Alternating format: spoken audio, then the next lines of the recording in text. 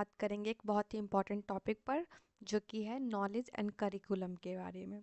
ये दोनों एजुकेशंस के बेसिक पिलर्स है और बीएड स्टूडेंट्स के लिए काफ़ी इम्पोर्टेंट है। तो चलिए इसके बारे में समझते हैं। फर्स्टली बात करेंगे नॉलेज के बारे में। Knowledge is the information, facts, concepts and skills acquired through learning and experiences.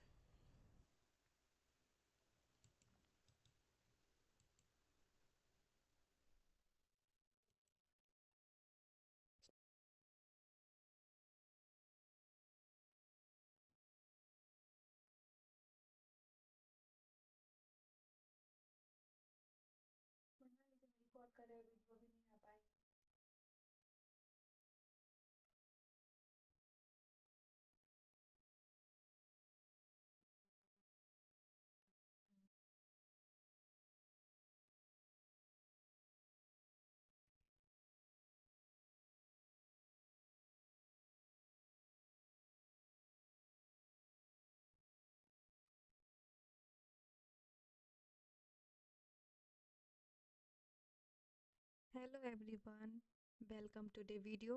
आज हम बात करेंगे एक बहुत ही इम्पोर्टेंट टॉपिक के बारे में जो कि है नॉलेज एंड करिकुलम। ये दोनों टॉपिक बहुत ही इम्पोर्टेंट है बीएड स्टूडेंट्स के लिए और ये एजुकेशंस के पिलर है। तो चलिए स्टार्ट करते हैं। नॉलेज, सबसे पहले समझते हैं नॉलेज का मतलब क्या होता है। Knowledge is the information, facts, concepts and skill acquired through learning experiences. यानी नॉलेज का मतलब है वो जानकारी, फैक्ट्स, कॉन्सेप्ट्स और स्किल्स जो हम सीखते हैं अपने एक्सपीरियंस और एजुकेशंस के थ्रू। अब हम बात करें टाइप्स ऑफ नॉलेज की। नॉलेज की टाइप्स देखते हैं। फैक्चुअल नॉलेज, जहाँ बात करते हैं बेसिक इंफॉर्मेशन, फैक्ट्स, डेट्स, बहुत तरीके के न्यूमेरिकल वे जो फैक्चुअल नॉलेज के ऊपर आती है। दूसरा conceptual knowledge, conceptual and understanding relation between concepts, यानी कॉन्सेप्ट्स के बीच का जो रिलेशनशिप्स होता है उसके बारे में समझते हैं, तो उसको हम कॉन्सेप्चुअल नॉलेज कहते हैं।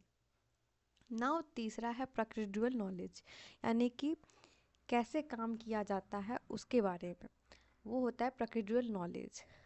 चौथा है मेटाकॉग्निटिव नॉलेज, यानी कि awareness of one's own learning process, अपने खुद के लर्निंग प्रोसेस के अंडरस्टैंडिंग को हम मेटाकॉग्निटिव नॉलेज कहते हैं। नाउ अब है करिकुलम। अब बात करते हैं कि करिकुलम क्या है। Curriculum refers to the complete learning plan followed in an educational system, यानी कि करिकुलम एक ऐसा प्लान है, एक फ्रेमवर्क है जिसके थ्रू स्टूडेंट जो है वो सिस्टमेटिकली उनको कैसे पढ़ाया जाए उसके बारे में जानते हैं और समझते हैं। इसमें कुछ सब्जेक्ट्स हैं, जो चीज़ें इंक्लूड्स है उसके बारे में देखते हैं कि क्या कैसे होता है।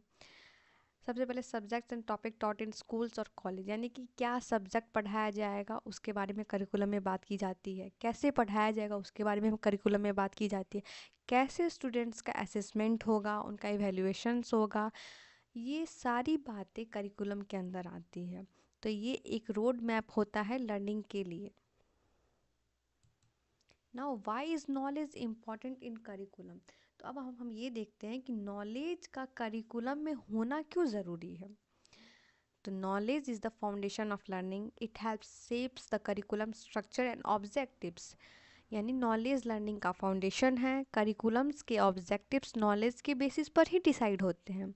तो knowledge critical thinking, problem solving skills develop कराता है, सोसाइटी के कल्चर, साइंस और इथिक्स को आगे बढ़ाता है। तो इसके लिए नॉलेज का करिकुलम में होना इतना ही ज़रूरी है। ना बात करते हैं the relationships between knowledge and curriculum. अब नॉलेज और करिकुलम के बीच में क्या रिलेशनशिप्स है उसके बारे में हम सिंपल वर्ड्स में समझते हैं। तो देखो, एक सबसे मेन बात समझते हैं कि नॉलेज डिटरमाइन क्या करता है कि हमें क्या पढ़ाना है, यानी नॉलेज डिसाइड ये करता है कि हमें क्या पढ़ाया जाएगा उसके बारे में, और करिकुलम डिसाइड करता है कि कैसे पढ़ाया जाएगा। तो ये दोनों जो हुआ एक दूसरे पर डिपेंडेंट हो गया ना। तो इसीलिए यहाँ पे लिखा है कि बोथ आर इंटरडिपेंडेंट, यानी नॉलेज एंड करिकुलम दोनों एक दूसरे के ऊपर डिपेंडेंट है। अगर नॉलेज ही नहीं होगा तो करिकुलम का कोई मीनिंग नहीं है, और अगर करिकुलम नहीं होगा तो नॉलेज का डिस्ट्रीब्यूशन पॉसिबल नहीं होगा। तो इसलिए दोनों का रिलेशनशिप एक दूसरे के लिए इंटरडिपेंडेंट यहाँ पर हो जाता है। अब आगे बात करते हैं टाइप्स ऑफ करिकुलम के बारे में, यानी कि करिकुलम्स के भी कुछ टाइप्स होते हैं जिसके बारे में देखते हैं। पहला है फॉर्मल करिकुलम, यानी कि जो ऑफिशियली स्कूल्स में पढ़ाया जाता है वो फॉर्मल करिकुलम के अंदर आता है। दूसरा है इनफॉर्मल करिकुलम, यानी कि जो क्लासरूम्स के बाहर सिखाया जाता है, जैसे कि सोशल बिहेवियर हो गया, आपका सोशल स्किल्स हो गया, आप कैसे किसी के साथ बात करोगे, कैसे किसी के साथ बिहेव करोगे, तो वो भी कहीं ना कहीं एक इनफॉर्मल करिकुलम में आता है। जैसे इससे पहले हमने एजुकेशन के बारे में बात की थी, तो वहाँ पे भी दो तरह के एजुकेशंस बताए गए थे, फॉर्मल एजुकेशन और इनफॉर्मल एजुकेशन। यानी कि फॉर्मल जो कि हम स्कूल्स कॉलेजेस वगैरह में सीखते हैं, और इनफॉर्मल जो हम अपने पेरेंट्स के थ्रू सीखते हैं, अपने सोसाइटी के थ्रू सीखते हैं। तो यहाँ पे सेम करिकुलम है। करिकुलम कहीं ना कहीं हमारे डे टू डे लाइफ में भी तो आ ही रहा है ना। फॉर्मल में वो आ गया कि जो हम स्कूल्स में जा कर के सीखते हैं, अपने एकेडमिक्स में सीखते हैं, एक प्लान लेसन्स होता है उसके थ्रू सीखते हैं। और इनफॉर्मल जहाँ कोई भी चीज़ हो, कोई भी एक तरह से प्लान नहीं है, लेकिन हाँ आप अपने सोशल बिहेवियर्स के थ्रू, सोशल सोसाइटी में है तो उसके एक्टिवनेस के थ्रू आप जो चीज़ सीख रहे होते हैं उसको हम इनफॉर्मल करिकुलम कहते हैं। नाम हिडन करिकुलम है। हिडन करिकुलम जो होता है वो चीज़ें जो बिना कहे सीखी जाती है, जैसे डिसिप्लिन हो गया, कोऑपरेशन हो गया, ये टीम वर्क हो गया, उसमें रिस्पेक्ट हो गया। ये सारी चीज़ें एक तरह से हिडन करिकुलम के अंदर आती है, जहाँ बच्चा अपने आप ही सीख जाता है, इसको सिखाने की ज़रूरत नहीं होती। तो ये हिडन करिकुलम के अंदर है। नाउ नल करिकुलम क्या होता है, सबसे बड़ी बात है नॉलेज दैट इंटेंशनली और इन इंटेंशनली लेफ्ट आउट, यानी कि जो इंटेंशनली या अनइंटेंशनली करिकुलम से हटा दिया जाता हो उसको हम नल करिकुलम कहते हैं। नाउ नेक्स्ट बात करेंगे अप्रोचेस टू करिकुलम डिज़ाइन, यानी कि करिकुलम डिज़ाइन करने का कुछ अप्रोच होता है उसके बारे में। तो अगर हम किसी भी बेसिस का या फिर किसी भी चीज़ का करिकुलम डिज़ाइन कर रहे हैं एज एजुकेशन सिस्टम में, तो उसमें हमें किन किन बातों पे ध्यान रखना होगा उसके बारे में यहाँ पे बात करते हैं।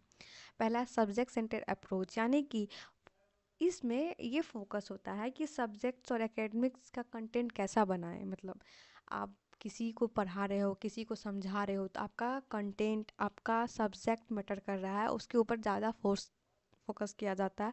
तो उसको हम कहते हैं सब्जेक्ट सेंटर्ड अप्रोच। दूसरा लर्नर सेंटर्ड अप्रोच, यानी कि स्टूडेंट्स के इंटरेस्ट और उसके नीड्स को प्रायोरिटी इस अप्रोच में मिलती है कि स्टूडेंट्स को कैसे समझाया जाए, उसको कैसे समझाया जाए, बेसिकली यहाँ पे वो बात होता है। तीसरा है एक्टिविटी बेस्ड अप्रोच, यहाँ लर्नर को एक्टिविटीज़ के थ्रू समझाया जाता है, उस अप्रोच को लेके चला जाता है। चौथा है प्रॉब्लम सेंटर अप्रोच, यानी कि स्टूडेंट्स को जो रियल लाइफ प्रॉब्लम्स होती है उसको सॉल्व करने के लिए इनकरेज किया जाता है।